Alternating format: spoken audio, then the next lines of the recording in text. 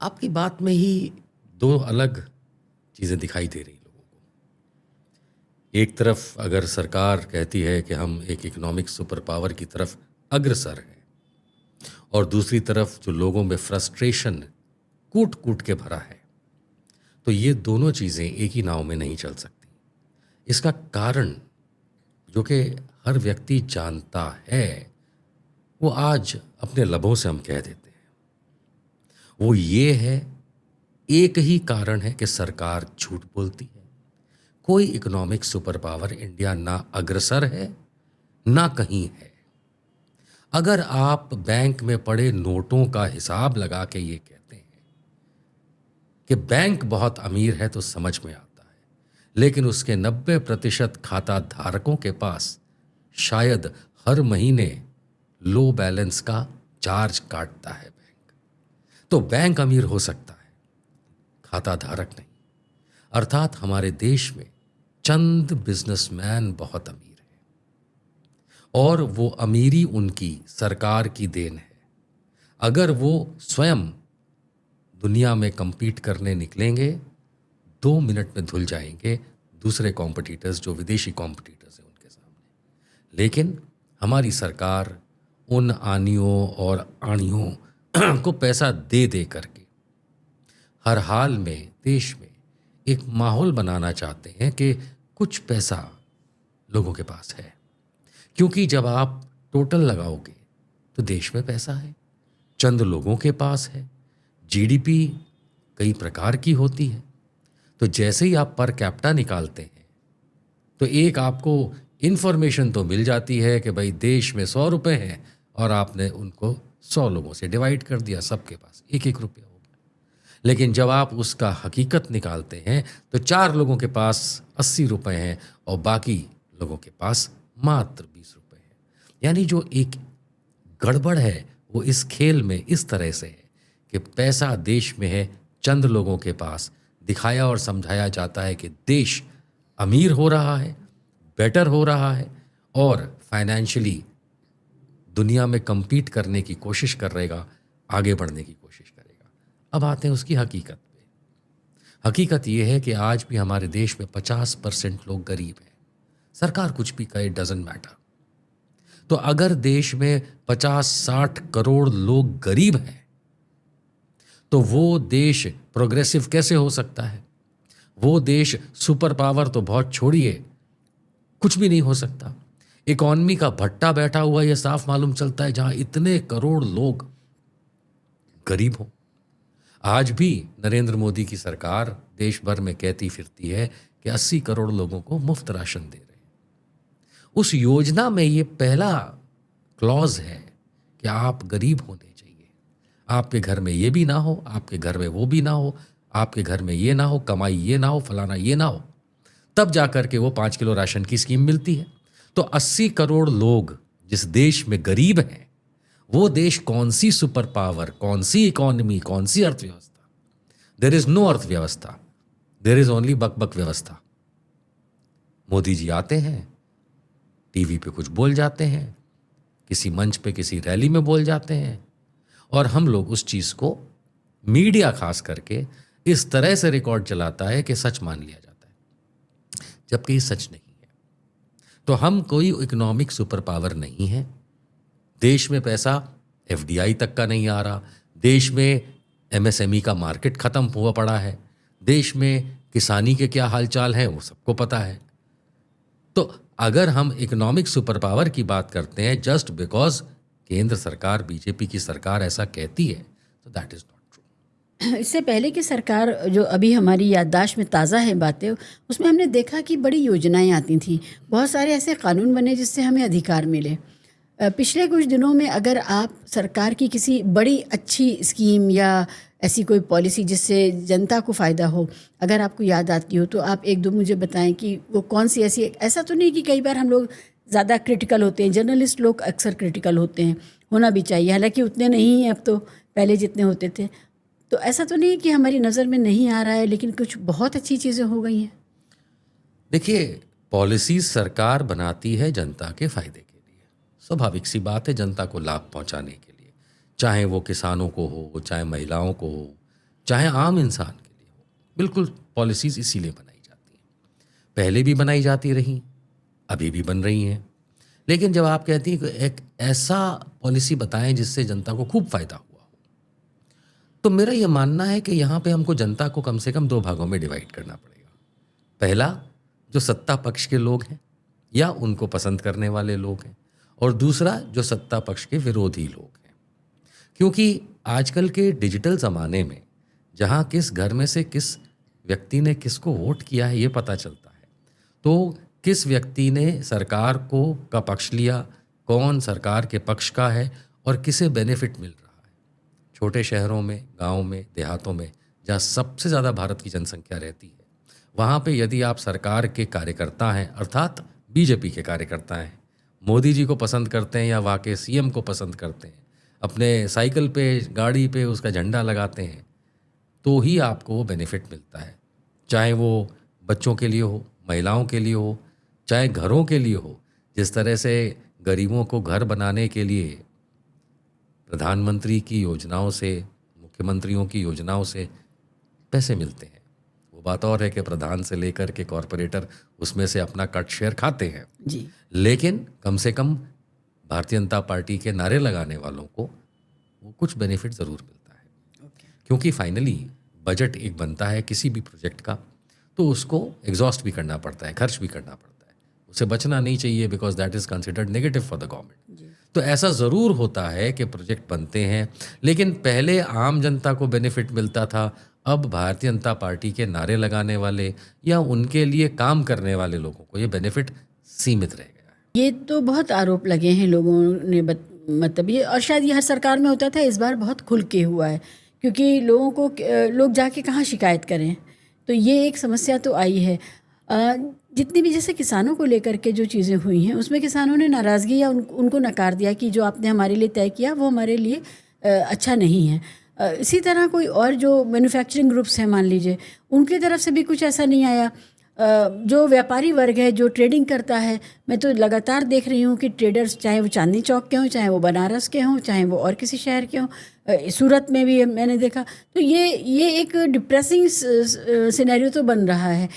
अगर आप गवर्नमेंट के फेलियर्स पर अगर हम बात करें, कोई आप लिस्ट आउट करेंगे कि गवर्नमेंट की वो फेलियर्स जो हमें मीडिया ने नहीं बताई लेकिन हैं? गवर्नमेंट का सबसे बड़ा फेलियर तो यही कहा जाएगा, जो बीजेपी का अचीवमेंट भी कहा जाएगा, वो ये है कि जैसे आपने ट्रेडर्स की बात करी, आपने मैन्युफैक्चरर्स की बात करी, फैक्ट्री ओनर्स की बात करी, सप्लाई चेन मैनेजमेंट को चलाने वालों की बात करी, तो इसमें सरकार का सबसे बड़ा फेलियर ये है कि वो लोग धीरे धीरे पस्त हो गए अपनी प्रॉब्लम्स को बताते बताते, और जो कभी सॉल्व नहीं हुई। अगर ट्रांसपोर्टेशन वाले जो लोग हैं, सप्लाई मैनेजमेंट वाले, अगर आप उनको देखें तो आज से 15 साल पहले, 12 साल पहले, 10 साल पहले आवाज़ उठाते थे इस अपेक्षा में कि कुछ सोल्यूशन आएगा, या पिछली सरकारों में जब यूनियंस आवाज़ उठाती थी ये अपेक्षा से कि कुछ सोल्यूशन आएगा। लेकिन ये जो हमारी सरकार है, मोदी सरकार, ये किसी चीज़ का सोल्यूशन न ला पाती है, न लाएगी। तो वो यूनियंस भी थक गए। इसलिए जब आप मैन्युफैक्चरिंग यूनिट्स की बात करते हैं कि क्या फेलियर था, तो गवर्नमेंट के फेलियर की वजह से मैन्युफैक्चरिंग यूनिट्स अनगिनत बंद हो गई। लेकिन यही तो भारतीय जनता पार्टी का अचीवमेंट था। वो तो चाहते थे शुरू से, जब से मिस्टर नरेंद्र मोदी प्रधानमंत्री बने, वो ये चाहते थे भारतीय जनता पार्टी वाले कि जितनी गरीबी हो सके इस देश में, जितनी ज़्यादा बेरोजगारी बढ़ सके, जितने ज़्यादा बिजनेस बंद हो जाएं, उतना फासीवाद में फ़ायदा होता है। लोगों को गरीब रखो, अशिक्षित रखो, कंट्रोल में रहेंगे। और वो कंट्रोल 5 किलो राशन से उन्होंने लाने की कोशिश भी की। लेकिन जो सबसे बड़ा अचीवमेंट अगर कहा जाएगा भारतीय जनता पार्टी का, मिस्टर मोदी की गवर्नेंस का, वो यही है कि हर हाल में देश को इतना गरीब बना दो, सोमालिया बना दो, इतना बुरा हाल कर दो कि लोगों के पास वैसे भी कोई उपाय नहीं और ना सरकार उपाय देगी। आज की तारीख में मैं चैलेंज करता हूं केंद्र सरकार को, 11-12 साल हो गए मिस्टर मोदी को बैठे हुए। आपने कहा कि एक ऐसा प्रोजेक्ट या एक ऐसा फेलियर मिस्टर मोदी का या गवर्नमेंट का मैं गिनाऊं, मैं तो कहता हूं पूरी तरह गवर्नमेंट फेलियर है। वो लोग बेचारे एक अपना सक्सेस नहीं बता पाएंगे। टीवी पे आके या किसी रैली के मंच पे मोदी जी के भाषण को मैं सक्सेसफुल नहीं मानता। ऐसा नहीं है कि कहीं वो बोल दें कि हमने इतनी रेल लाइन बिछा दी, हमने इतनी ट्रेनें बिछा दी, चला दी, हमने इतनी बिजली की तार लगा दी, इतना। ये सब कहीं मंच पे वन वे कम्युनिकेशन जैसे एनुअल जनरल मीटिंग में होता है कि एमडी साहब खड़े होकर के कुछ भी भाषण दे दें, but you are not suppose to ask anything. तो मोदी जी कहते हैं कि हमने इलेक्ट्रिफिकेशन ऑफ एंटायर कंट्री कर दिया। वो बात और है कि आज की तारीख में भी उत्तर प्रदेश जैसे सूबे में ये गर्मियां आई हैं। अब देखिए इतनी बिजली कट रही है, उस इलेक्ट्रिफिकेशन के तार को लेकर के क्या हम झूला झूलेंगे बंदरों की तरह उस पे? अरे लोग बहुत परेशान हैं। स्मार्ट मीटर्स में 50% रेज आ गया है। उनके जो टैक्सेस वो दे रहे थे, बिल दे रहे थे, 50% बढ़ोतरी हो गई है। बहुत खुशी की बात तो ये मिली है अभी उत्तर प्रदेश से कि स्मार्ट मीटर का प्रीपेड सिस्टम उन्होंने लाल गाल तमाचा खा के बंद कर दिया है। अब वो पोस्टपेड की तरह ही चलेगा। सवाल ये उठता है कि इस तरीके के नौटंकी करके ये लोग जो कहते हैं हम विकास कर रहे हैं, हमारी schemes benefit for the people है, ये है, कहाँ गया वो नमो गंगा साफ करने का इनका प्रोजेक्ट? गंगा आज भी उतनी गंदी है। बस हाईवे बनाते जाओ क्योंकि उसमें किकबैक बहुत सॉलिड है। दुनिया का रुपया गडकरी साहब की, लोग गडकरी साहब को बहुत पसंद करते हैं कि वो बहुत हाईवेज अब नहीं बनाते करते हैं। अब तो जो एक किलोमीटर पे इतना हजारों जाने लाखों जाने करोड़ों रुपया बीजेपी कमा रही है कि ये हाईवेज बना बना के, एक्सप्रेसवेज बना बना करके, ये वो खुद की प्रोग्रेस है, लोगों की प्रोग्रेस नहीं है। मैं आज भी जानना चाहूँगा इन्हीं गवर्नमेंट्स वालों से, गवर्नमेंट में बैठे लोगों से, क्या हुआ तुम्हारे किसानों की आय डबल करने का? कहाँ गए तुम्हारे ये सारे वादे? गैस सिलेंडर से लेकर के, महिलाओं के उत्थान से लेके, जिन राज्यों में आज बीजेपी की सरकार स्कूल्स पे स्कूल्स बंद कर रही है किसी भी रीजन से, उनके बच्चों की शिक्षा का क्या होगा? नौकरियां कहाँ हैं? तो मैं किसी भी एक स्कीम को सक्सेसफुल बताने से खुश होता यदि होती। जबरदस्ती सिर्फ कोई भाजपा प्रवक्ता टीवी पे हल्ला मचाए कि ये देखिए हमारी स्कीम, खाली स्कीम होने से कोई फायदा नहीं होता। बच्चा पैदा हो जाए और पोलियो हो तो 100 मीटर के लिए उसको तैयार नहीं किया जाएगा। बेशक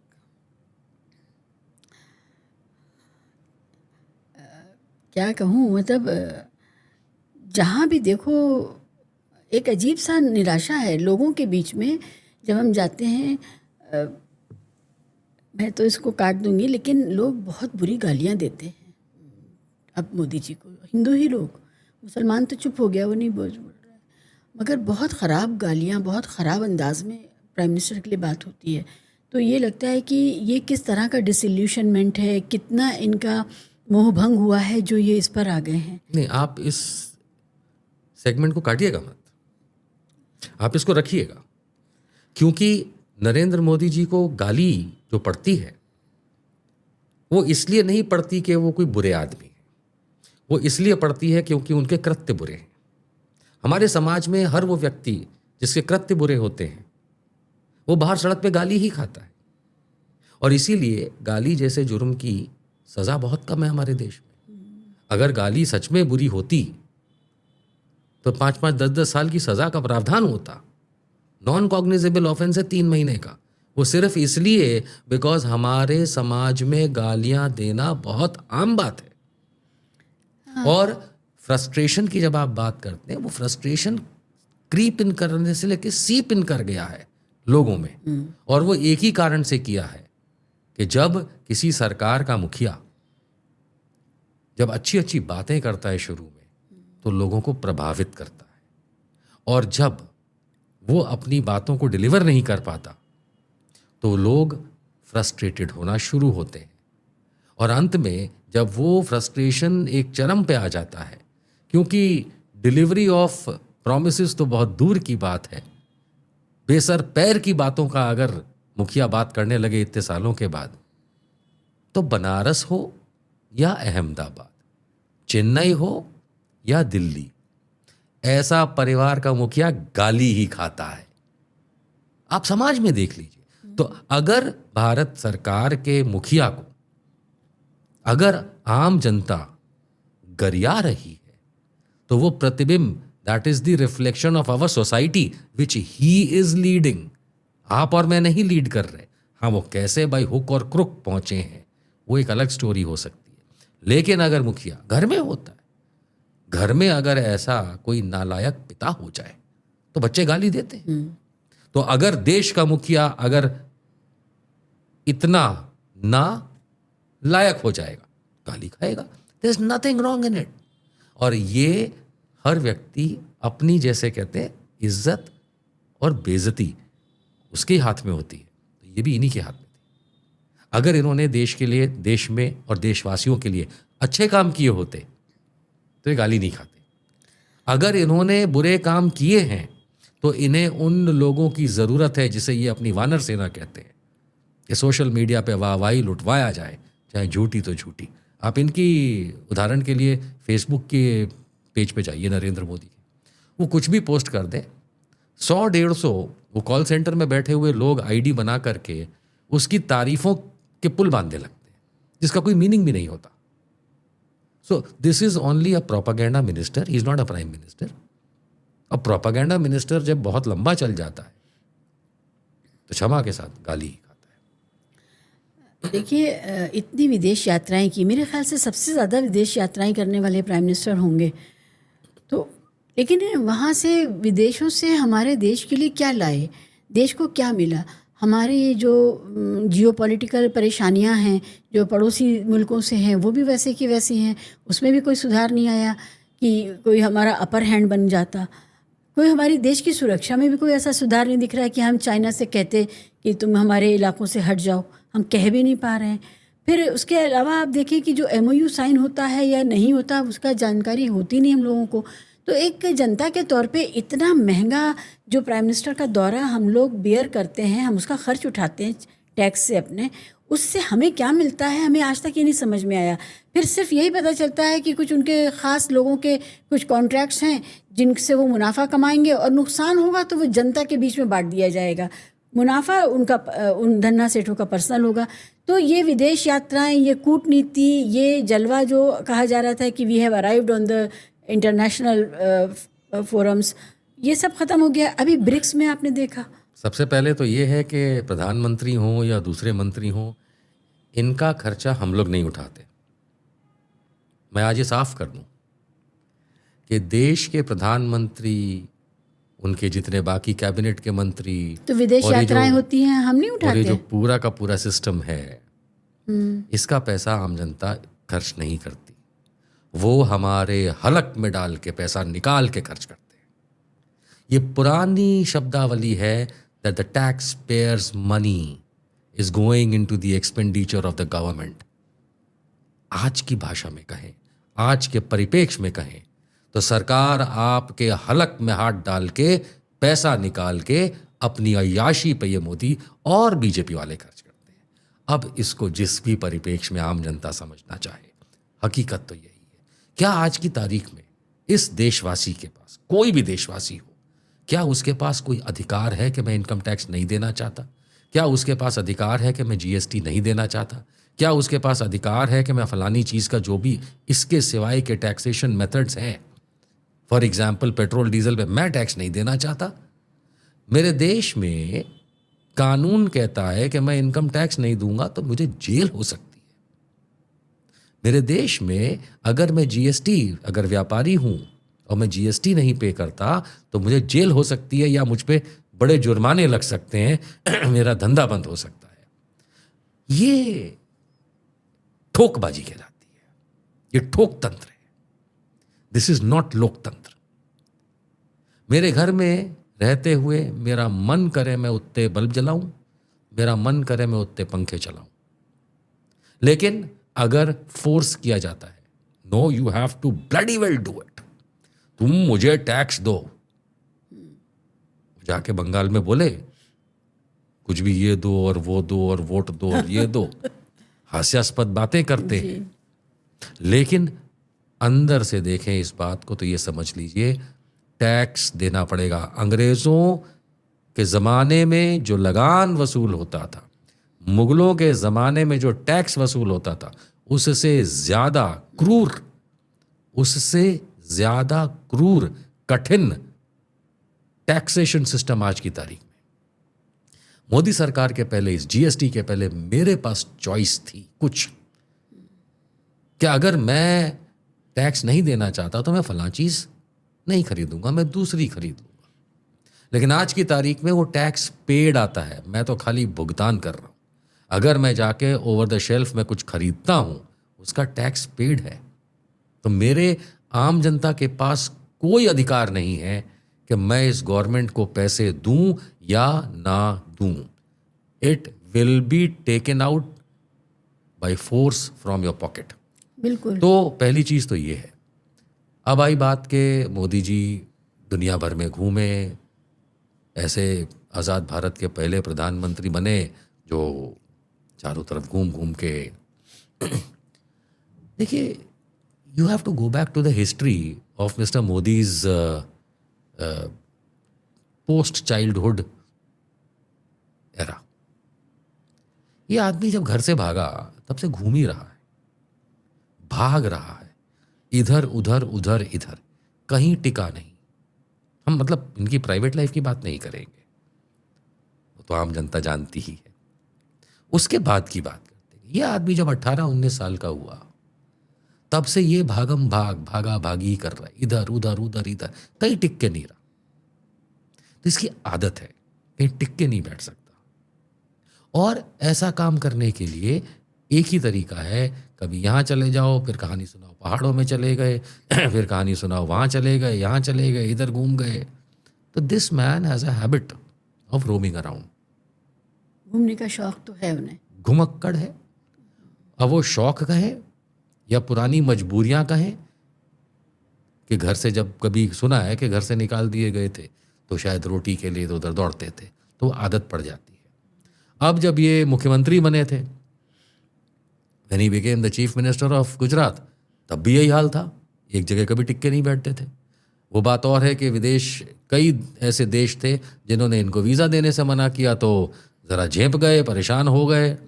अब जब ये 2014 में प्रधानमंत्री बनते हैं तो क्योंकि प्रधानमंत्री की कैटेगरी में आ गए, तो भाई जो देश नहीं दे रहा था उसको भी वीज़ा देना पड़ेगा, because now is no more mister Narendra Modi, he is Narendra Modi the prime minister of India. अब इन्होंने उस चीज़ को कि यार तुमने मुझे वो नहीं दिया था वीज़ा, तुमने मना किया था, मैं देखो ज़रूर आऊँगा।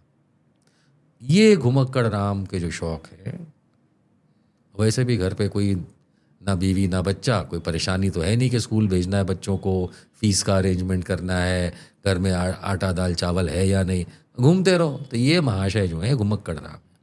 आपने बिल्कुल ठीक कहा, मैं उसको यहाँ ऐड ऑन करता हूँ कि भाई चंद धन्ना सेठों को साथ लेके जाना पड़ता है, क्योंकि जैसे घर चलाने के लिए किसी का सहारा चाहिए होता है, इन्हें भाजपा चलाने के लिए ऐसे धन्ना सेठों का सहारा चाहिए होता है।